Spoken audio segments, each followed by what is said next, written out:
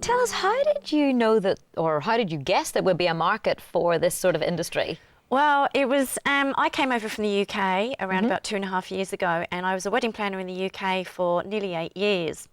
And when I came over here, I realised that whereas in the UK nearly every other bride has a wedding planner, over here there's practically no brides who use wedding planners. Wow. So those statistics meant that I was either not going to work for the rest of my life or I had to come up with a solution. So I looked at it and decided that Aussie brides really needed to be re-educated, or the wedding planning side of things needed to be repackaged. So I decided to repackage it. Fantastic. So what do you actually do? In essence, we do help people to arrange their marriage, to arrange their weddings. Oh, arrange their marriages. There's probably a market for that there too. probably is, but I haven't gone down that route yet.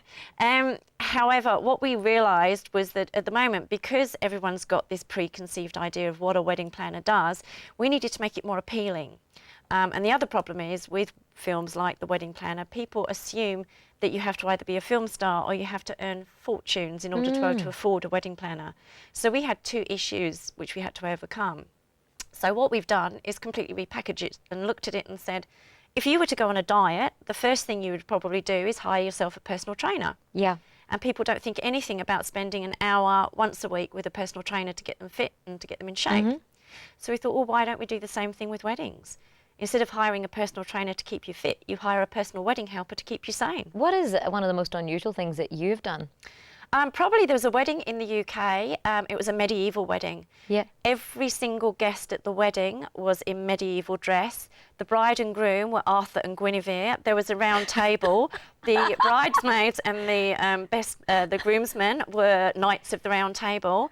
And as each guest arrived, we had a medieval dressing company there to fit and dress each guest as they arrived. So they dropped off their normal clothes and they got into medieval gear. And there was jousting outside as well. Full-on jousting. You have got to be kidding. And did they eat with their hands and do the Oh whole... yeah, the full works. It was full tradition. So the meat would arrive on platters and you pulled your chicken drumsticks off with your hands. And when you wanted a drink, you went wench, and over they came. Give us a few tips for brides-to-be. Oh, okay. Well, probably one of the biggest tips would be get your budget set right from the start. Nobody likes talking about finances, but the problem with a lot of brides is they have this huge wish list, which is totally impractical. And until they know who the major players are in the finance stakes of the wedding, then it can be very difficult for them to even set the budget. Because in this day and age, a lot of couples pay for their own wedding. Right. However, there is a lot where both the groom's parents and the bride's parents will chip in money as well.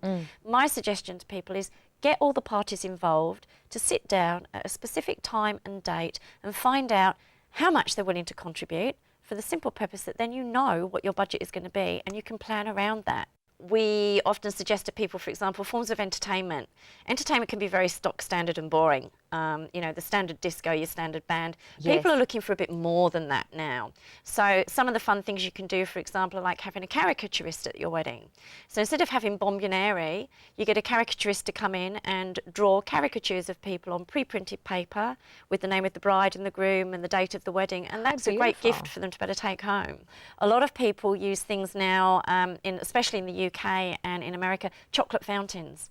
I mean, they're huge. Everybody should have one of those at home. Oh, they're fantastic. Well, they should, but... Now, you better tell the viewers what the chocolate fountains do. Well, a chocolate fountain basically is what it says. It's a fountain of chocolate. On the table, for example, there'll be the skewers, there'll be the napkins. I'd want a sword if I was the bride, you know, eating chocolate off a thing. It can be quite funny as well when you see people going for this later on in the evening when they've had a few glasses of champagne. The chocolate fountain becomes very popular. But it's also a great way for budgeting. If you don't want to pay for a dessert and you want to cut down your catering costs, don't have a dessert, have a chocolate fountain and let people participate in that instead of having a dessert. So it's a bit more unusual. We have a lot of people in the UK who used to have casino tables, fun casino tables at their wedding, because not everybody wants to dance to a disco. No. Not everyone wants to listen to a band. So we give them alternative forms of entertainment, and casino tables, fun casino tables, have been popular in the UK now for about 5-6 years, even at weddings.